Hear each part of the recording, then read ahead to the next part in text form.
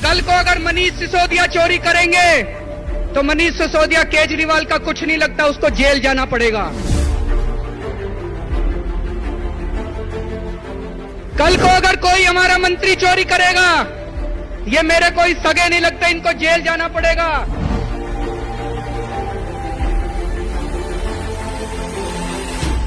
कल को कोई हमारा विधायक चोरी करेगा, कोई हमारा सगा नहीं लगता, उनको जेल जाना पड़ेगा।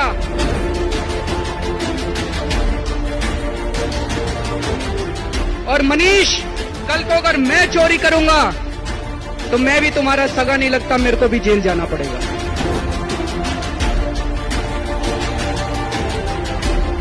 हम जो कहते हैं वो करते हैं भाई साहब, हम जुमले नहीं खेलते।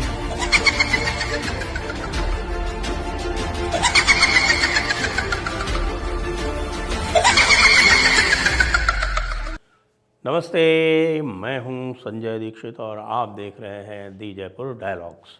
केजरीवाल की गिरफ्तारी, चारों तरफ इसकी बात हो रही है।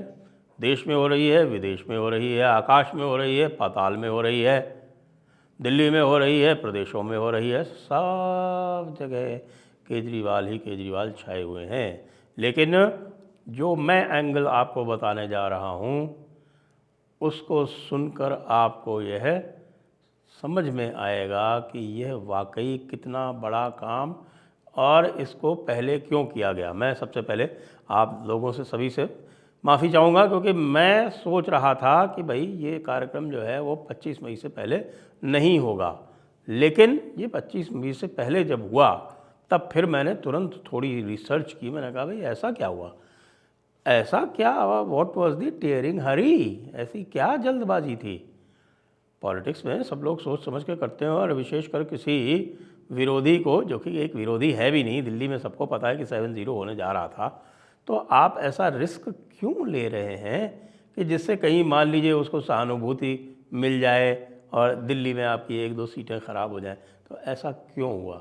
ऐसा इसलिए हुआ भाई साहब, जो मेरे सोर्सेज ने अभी बताया है। मैंने बात भी की, मैंने कई स्थानों पर बात की, विदेशों में बात की, और ये पता चला कि एक पोटेंशियल डिसरप्शन का सोर्स समाप्त कर दिया गया है, CIA का फाइनल फ्रंटियर।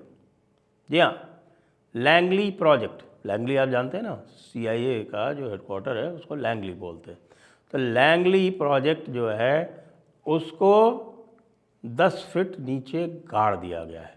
और जो लोग भी इनके माध्यम से यह प्रयास कर रहे थे कि भारत के इलेक्शन को प्रश्न चिन्ह के अंतर्गत लाएं, इलेक्शन को डीलेजिटिमाइज करें, डीलेजिटिमाइज करके दूसरे जो CIA और सोरोस और ये फोर्ड फाउंडेशन इत्यादि हैं, इन सबको एक्टिवेट करें, उसको सोर्स पे ही समाप्त कर दिया गया। और वो भी इस तरीके से 9 समन के बाद। और इस बेवकूफ़ ने इतनी बड़ी गलती की कि इसने समन्स को रिस्पॉन्ड नहीं किया, और साथ में ये अपने कुचक्र भी रचता रहा। इसने दोबारा सोरोस के कहने से और अपने हैंडलर्स के कहने से दोबारा जो है वो किसानों को एक्टिवेट करने का प्रयास किया। इसने इलेक्टोरल बॉन्ड्स पे तमाशा करवाया, इसने इलेक्शन कमिश्नर्स पे, ये सब जो है इसके ही एक्टिवेटेड लोग थे, जो कि ये अपने फॉरेन हैंडलर्स की वजह से कर रहा था। इसका अगर आप इतिहास देखेंगे तो आप पाएंगे कि इसका जो पहला NGO था वो 2002 में इसने मनीष सिसोदिया के साथ बनाया था, और उसका नाम था संपूर्ण परिवर्तन, जिसको परिवर्तन कहते थे बाद में। वो जिस संस्था के द्वारा फंड किया जाता था उसको फोर्ड फाउंडेशन फंड करती थी। फोर्ड फाउंडेशन क्या है? फोर्ड फाउंडेशन CIA से या स्टेट डिपार्टमेंट से फंडिंग लेती है जी, US की। तो वो US की एक प्रकार से, जिसको कहें एक US की इन्फ्लुएंसिंग एजेंसी है, या जो US डीप स्टेट है उसकी तरफ से रिजीम चेंज एजेंट है।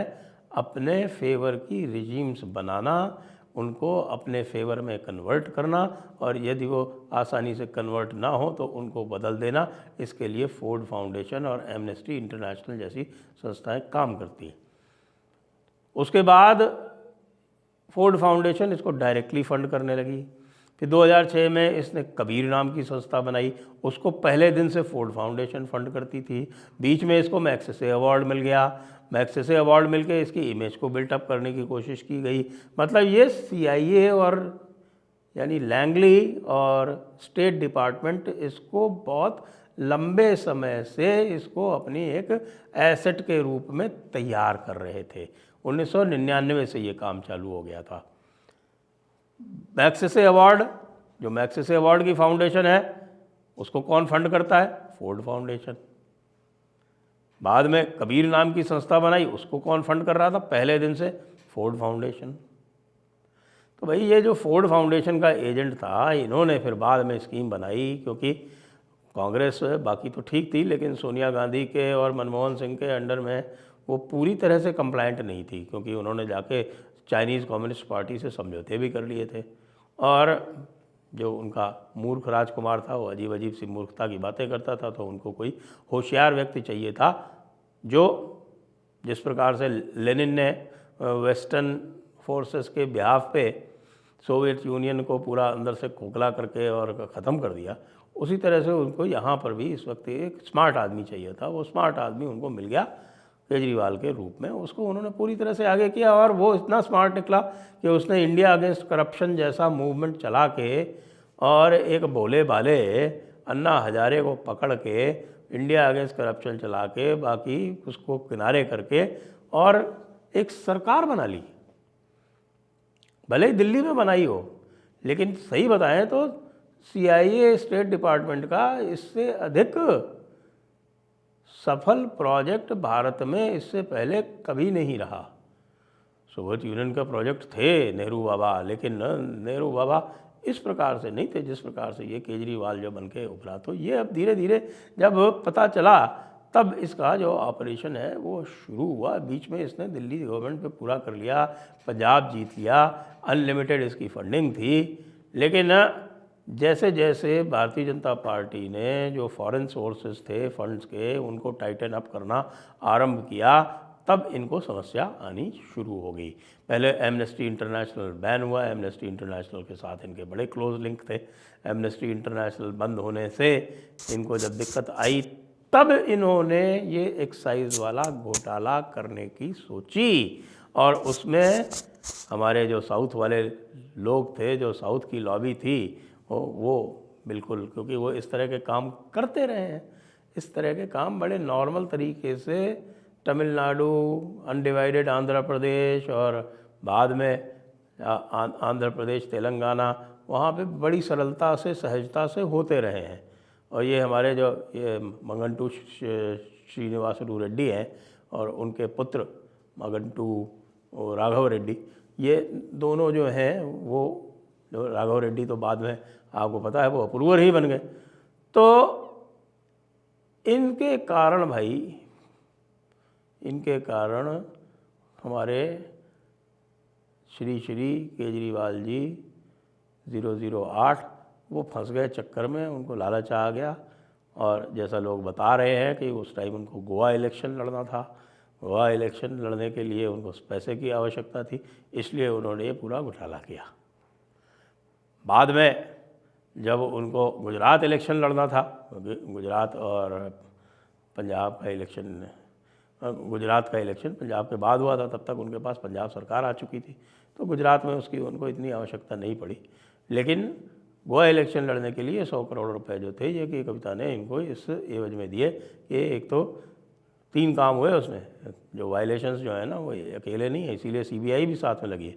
CBI जो है, जो लाइसेंस दिए गए उनके ऊपर CBI की आँच है, और दूसरा जो है वो पूरा का पूरा जो प्रोसेस वायलेशन किया गया उस पर भी CBI की आँच है, और तीसरा जो पूरा सिस्टम जो है वो ऊपर नीचे किया गया, पैसे लिए गए, उस पर ED की आँच है। ये ED के जो 100 करोड़ रुपए ट्रांसफ़र हुए हैं उस चक्कर में पकड़े गए। CBI का तो ज़्यादा टेक्निकल मामला है। तो ये जो ऑपरेशन हुआ है जल्दी इसलिए हुआ है क्योंकि भारत सरकार को ये लग रहा था कि इनके जो हैंडलर हैं ये इम्पेशेंट हो रहे हैं और ये चाहते हैं कि केजरीवाल इलेक्शन के बीच में कुछ ऐसा काम करें जिससे इलेक्शन डिस्टर्ब हों। और उसमें जो है जिस प्रकार से इन्होंने कैसे मैनेज किया हमें नहीं पता, लेकिन जिस प्रकार से एक इलेक्शन कमिश्नर का रेजिग्नेशन हुआ अरुण गोयल का, वो अत्यंत रहस्यमयी बात है। और जिस समय उनका रेजिग्नेशन होता है उसी समय इनकी जो इलेक्शन कमिश्नर्स वाली पिटीशन ऊपर जाती है। और कल मैंने बोला था कि आपके डेरिक ओब्रायन जो है वो स्टेटमेंट देते हैं कि चुनाव सुप्रीम कोर्ट के माध्यम से कराया जाए। एक पूरा ये वैश्विक षड्यंत्र था भारत के इलेक्शन को हाईजैक करने का। उसका पटाक्षेप केजरीवाल की गिरफ्तारी से संभवतः हो गया है, यद्यपि हमें अभी पता नहीं है कि सुप्रीम कोर्ट क्या करेगी। रात वाली हियरिंग तो उन्होंने नहीं अलाउ की, लेकिन आज यानी कि शुक्रवार को इसकी हियरिंग जो है वो मुझे लगता है एक्सपेडाइटेड हियरिंग इसकी अवश्य हो जाएगी। लेकिन जिस प्रकार से कल हाई कोर्ट के जजेस ने प्रूफ देखने के बाद, जब उन्होंने फाइल देखने के बाद, प्रमाण देखने के बाद तुरंत ही इसको प्रोटेक्शन के लिए मना कर दिया, उससे यह संदेह पूरी तरह से बलवती हो जाता है कि भाई केजरीवाल के पास बचने के अधिक उपाय हैं नहीं, संभवतः कोई भी उपाय नहीं बचा है। नहीं तो मनीष सिसोदिया को, संजय सिंह को बेल बार बार सुप्रीम कोर्ट तक क्यों रिफ्यूज़ होती। और सुप्रीम कोर्ट ने पिछली बार मनीष सिसोदिया के केस में पूछा था कि भैया ये 338 करोड़ की ट्रेल है, इसको ज़रा बताओ तो पूरा, और क्यों नहीं पार्टी वालों से पूछताछ हो रही है। उसके बाद उन्होंने कमिट किया था कि जी हाँ हम पार्टी वालों से पूछताछ करेंगे। और आज घुंघरू सेठ का, सड़जी का पूरा मामला सफ़ा चट हो गया। जय हिंद, जय भारत, वंदे मातरम।